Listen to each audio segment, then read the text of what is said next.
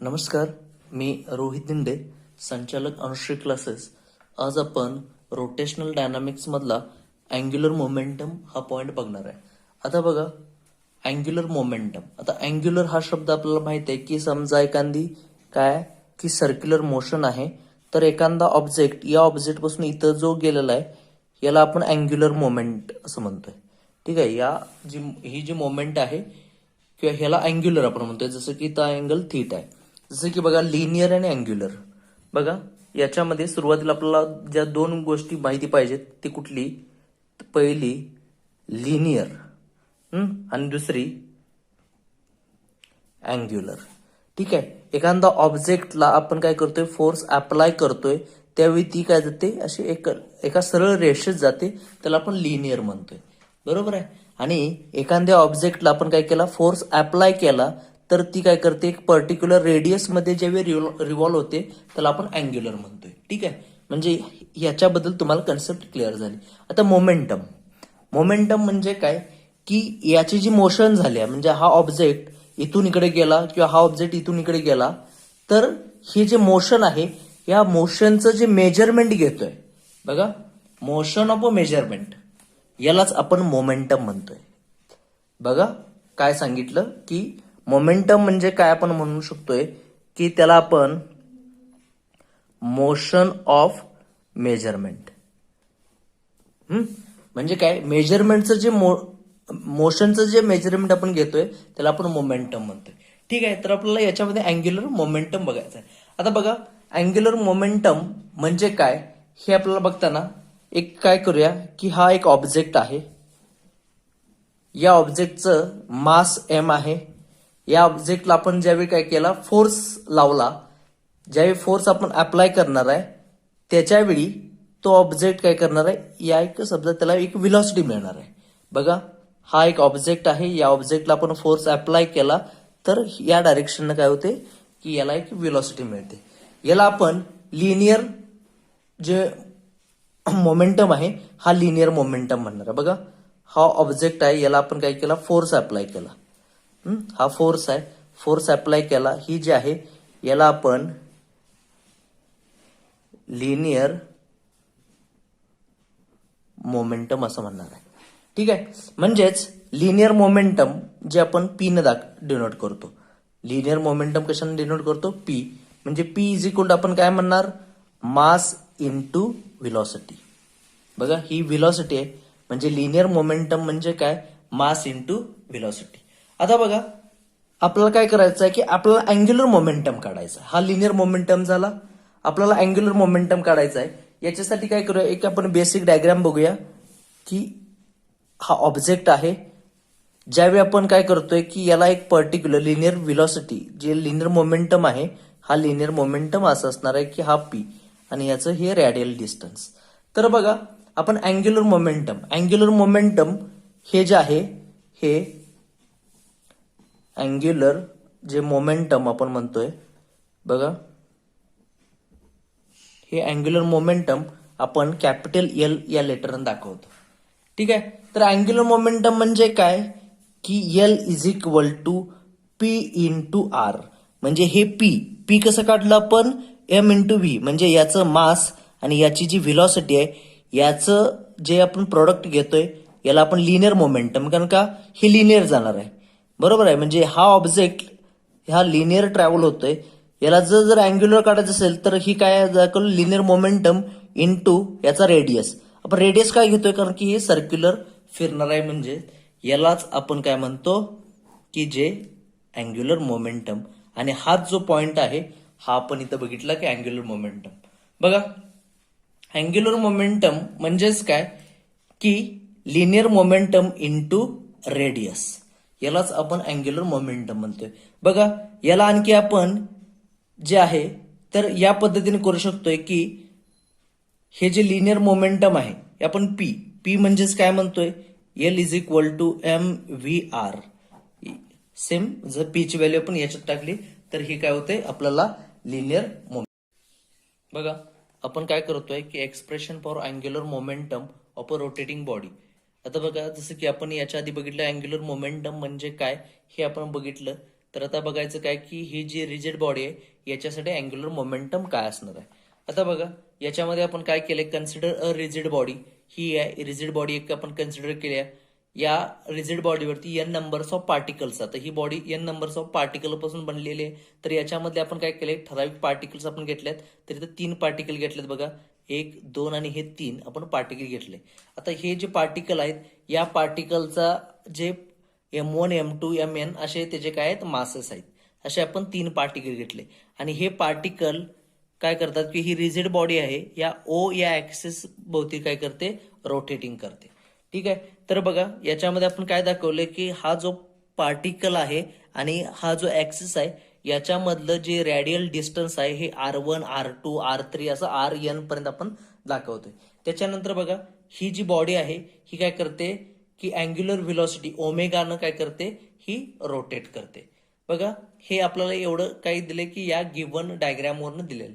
आता बघा सुरुवातीला आपण जे काय बघतोय तर हा जो पार्टिकल आहे हा पार्टिकलची जी असणारी लिनियर व्हेलॉसिटी म्हणजे आपल्याला माहिती आहे की V1 आपण लिनियर व्हेलॉसिटी दाखवतो. तर समजा पहिल्या पार्टिकलसाठी लिनियर व्हेलॉसिटी काय असणार आहे.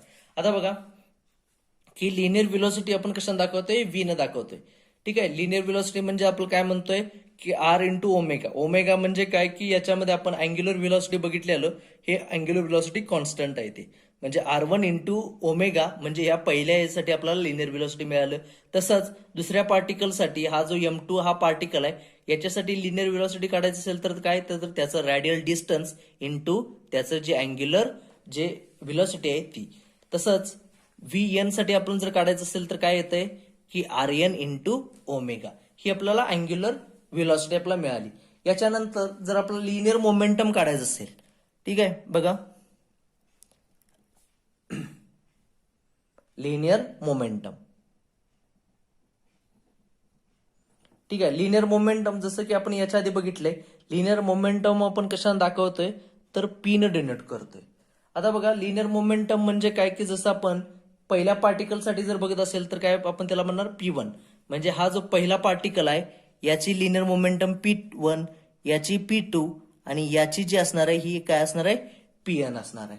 आता बघा लिनियर मोमेंटम आपण मगाशी बघितलं की ज्यावेळी आपण हा जो ऑब्जेक्ट आहे या ऑब्जेक्टचं मास M आहे, याला आपण जर फोर्स लावला तर ती काय करते की V1 एवढ्या व्हेलॉसिटीने काय करते, मूव्ह करते. आता मूव्ह करते म्हणजेच त्याचं काय झालं, मोमेंटम झालं आणि ते कसं झालं, लिनियरली झालं.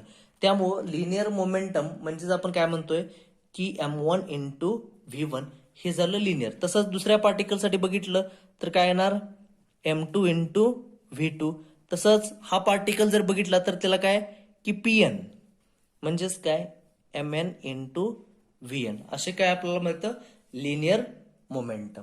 ठीक आहे. त्याच्यानंतर बघा जसं की आपल्याला या पार्टिकलसाठी अँग्युलर मोमेंटम काढायचं आहे. थर्ड जे आहे ते काय अँग्युलर मोमेंटम.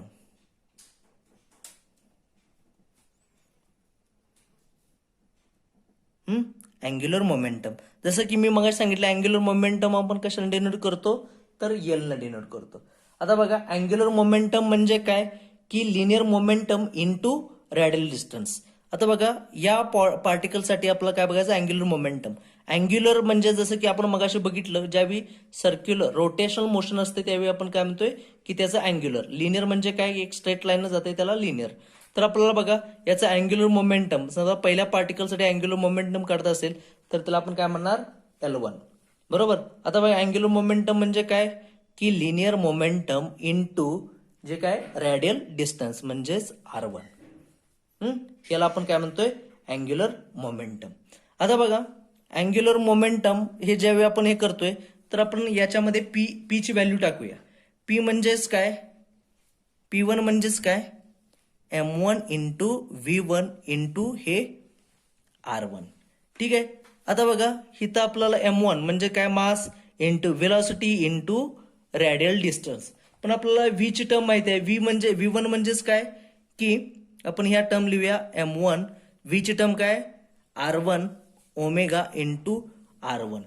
म्हणजेच आपल्याला इथं काय मिळालं बघा M हे R1 स्क्वेअर आणि ओमेगा. म्हणजेच पहिला हा जो पार्टिकल आहे याच्यासाठी आपल्याला जी अँग्युलर मोमेंटम काय मिळाली M R1 स्क्वेअर ओमेगा. ही आपल्याला काय मिळाली अँग्युलर मोमेंटम. बघा पुन्हा एकदा सांगतो की आपला लिनियर व्हेलॉसिटी म्हणजे काय की आर ओमेगा. त्याच्यानंतर लिनियर मोमेंटम आपण काढतोय त्यावेळी मास इंटू व्हेलॉसिटी म्हणजेच लिनियर मोमेंटम, आणि अँग्युलर मोमेंटम म्हणजेच काय तर लिनियर मोमेंटम इंटू जे रेडियल डिस्टन्स आहे ते. ठीक आहे, आणि आपल्याला ह्या ज्या व्हॅल्यू मिळाल्या त्या आपण व्हॅल्यू पुट केल्या. हे झालं L1 साठी. तसंच L2 साठी काय असणार आहे की M2 R2 स्क्वेअर ओमेगा. तसंच LN साठी काय असणार आहे, LN साठी MN RN स्क्वेअर ओमेगा. असंच काय असणार आहे N नंबर्स ऑफ पार्टिकल साठी असणार आहे. आता बघा याच्यानंतर आपल्याला जे काय करायचं आहे की ते काय करायचं आहे की आपल्याला टोटल लिनियर मोमेंटम याच्यानंतर आपल्याला काय करायचं आहे की आपण प्रत्येक सेपरेट पार्टिकल साठी काढलं, तर आता आपल्याला काय करायचं आहे जे टोटल अँग्युलर मोमेंटम आपल्याला काढायचं आहे.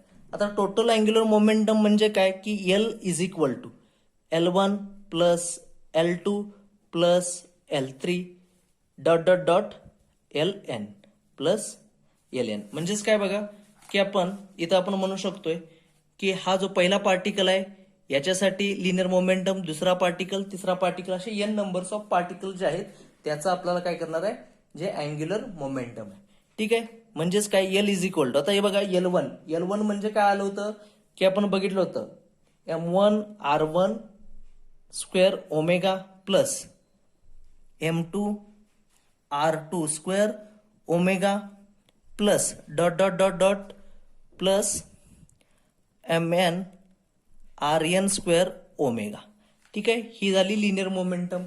आता याच्यामध्ये बघा की आपल्याला हे जे ओमेगा आहे हे ओमेगा काय सगळ्यात कॉमन आहे, कारण की ओमेगा जी अँग्युलर व्हेलॉसिटी आहे ही अँग्युलर व्हेलॉसिटी काय सेम आहे ओमेगा. म्हणजेच आपण असं करू शकतोय ब्रॅकेटमध्ये M1 R1 square omega plus M2 R2 square. आता ओमेगा इथून आपण कॉन्स्टंट घेऊया plus dot dot dot plus MN RN square आणि याच्या बाहेर काय ओमेगा.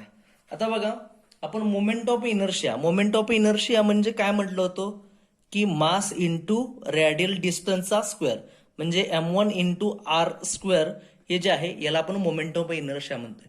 आता बघा मोमेंट ऑफ इनर्शियामध्ये आपण काय घेतलं, हा एका पार्टिकलसाठी मोमेंट ऑफ इनर्शिया आहे, हा दुसऱ्या, असे सगळ्या पार्टिकल N नंबर्स ऑफ पार्टिकलसाठी जे आपण मोमेंट ऑफ इनर्शिया घेतोय म्हणजेच काय त्याला म्हणू शकतोय बघा की आपण समेशन करतोय, सगळ्यांची बेरीज करतोय म्हणजे समेशन.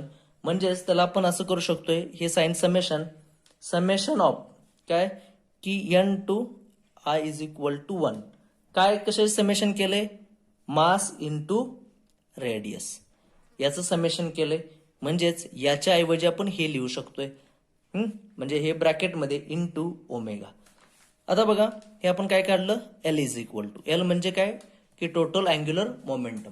बघा इथं काय केलं की M इंटू R स्क्वेअर म्हणजेच काय की आपण याला मोमेंट ऑफ इनर्शिया म्हणतोय, हे दुसऱ्या पार्टिकलसाठी अशी N नंबर्स ऑफ, म्हणजे सगळ्याच आपण ऍडिशन केली तर आपला हा काय मिळाला moment of inertia into omega. आता बघा मोमेंट ऑफ इनर्शिया आपण कशानं दाखवतो तर I ने दाखवतो, I इंटू ओमेगा. म्हणजेच आपल्याला काय मिळालं जे अँग्युलर मोमेंटम आहे या अँग्युलर मोमेंटम साठी की अँग्युलर मोमेंटम एखाद्या रिजिड बॉडीचा तो काय असतोय की I ओमेगा स्क्वेअर. I म्हणजे काय तर मोमेंट ऑफ इनर्शिया, ओमेगा म्हणजेच काय तर याला आपण अँग्युलर व्हेलॉसिटी असं म्हणतोय. म्हणजे हे आपल्याला काय मिळालं फायनल आन्सर मिळालं. आता बघा पुन्हा एकदा रिवाइज करूया की याच्यामध्ये आपण काय केलं की सुरुवातीला लिनियर व्हेलॉसिटी म्हणजे काय, त्याच्यानंतर अँग्युलर मोमेंटम म्हणजे काय, त्याच्यानंतर अँग्युलर ऍक्सलरेशन म्हणजे काय, त्याच्यानंतर या अँग्युलर ऍक्सलरेशन मध्ये लिनियर मोमेंटम आणि अँग्युलर व्हेलॉसिटीची व्हॅल्यू पुट करतोय. त्याच्यानंतर आपल्याला हे जे मिळतंय हे अँग्युलर मोमेंटम मिळते, हे कशाचं एका पार्टिकलचं, हे सेपरेट पार्टिकलचं. म्हणून आपण काय करतोय की इथं आपण टोटल अँग्युलर मोमेंटम काढतोय, म्हणजे सगळे जे L1 L2 L3 जे आलेत त्या सगळ्यांची ऍडिशन करतोय आणि हे ऍडिशन केल्यानंतर आपल्याला फायनल काय मिळतंय L is equal to I omega. म्हणजे या पद्धतीने आपण काय करतोय की जे अँग्युलर मोमेंटम आहे या रिजिड बॉडीचं आपण काय करतोय फाइंड करतोय. बघा, हा एकदम सिम्पल मध्ये तुम्हाला हा व्हिडिओ मी एक्सप्लेन केलाय. नक्कीच हा व्हिडिओ तुम्हाला आवडला असेल. ज्यांनी आमचं युट्यूब चॅनल सबस्क्राईब केलं नसेल तर त्यांनी सबस्क्राईब करा. हा व्हिडिओ तुमच्या मित्रांच्या पर्यंत शेअर करा. माझा हा व्हिडिओ कसा वाटला नक्की कमेंटमध्ये कळवा. थँक्यू.